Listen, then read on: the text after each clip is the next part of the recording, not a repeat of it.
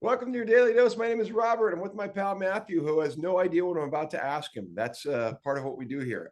Actually, you might know some of it, which is we're talking all things what I didn't say. What I didn't say, for those of you who don't know, is Matthew's brilliant play that has now become a brilliant screenplay, and we're in the effort of making it into a feature-length film to hopefully reshape the conversation around Parkinson's and help people engage, and maybe even shape how research is done. Yeah, does that sound like a fair summary? Absolutely. Absolutely. Let's do it. People don't know you well enough, and that's one of my goals, honestly, Matthew, is to get to know you personally and to know your story, because what you're doing is phenomenal. As you know, I've been in this Parkinson's world for 24 years because of the work with my dad.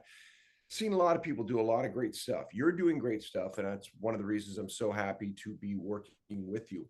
I want to go back to your play, originally published and performed, what, about 2.5, 3 years ago? Is that when it first started 2021. being? Hmm. Yeah.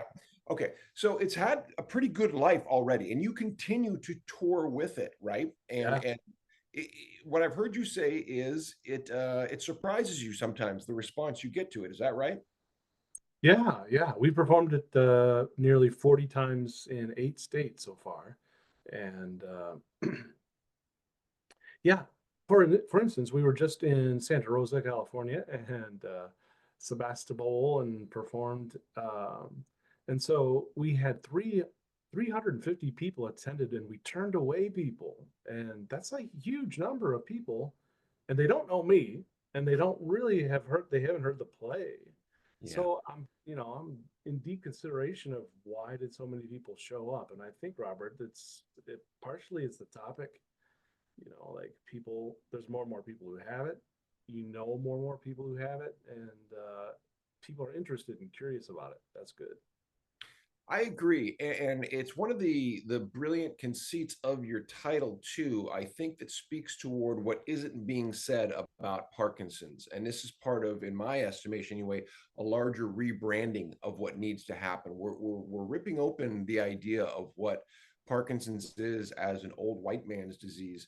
And again, with no offense to old white men like my dad, just to say that it's a lot more than that. What isn't being said is, the things we raise the alarm bells about. Hey, look at, as you like to say, a tsunami of people being diagnosed is coming our way. Truly a pandemic, the word that, gets conflated with COVID only at this point because of modern, things we've had. But that you can use that term effectively and truthfully with Parkinson's too.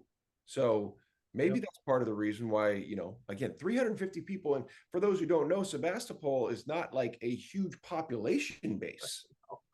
No, no. Yeah. It was the basketball community center. We set up chairs.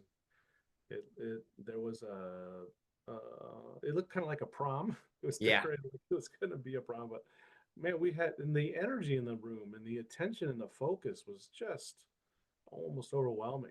And the sponsors there, where people showed up, they wanted to know more about what's the next step, what can I do, who can I see. So there was a lot of great questioning. I think, what is this, and how can we make it better? Well, that's so important, right? Not only do people show up, but as you said, they engage. And I've been fortunate enough to see you and Chris to do the play, which seeing it live is tremendous. You're both excellent actors, as well as getting the intimacy you offer, and I think that's an important word. You and Chris to offer intimacy in a way that isn't frequently seen in Parkinson's, right? We get to see the common picture of Parkinson's is more the surface level. And that's the problem, right? That if people think of it only on the surface level, they might think, well, people, yeah, it kind of sucks, but they're doing okay. And your play rips the cover off that to say, no, what you're not seeing, what's not being said is not okay. And this is the what needs to be dealt with. Well, we're back to the fact that they don't know.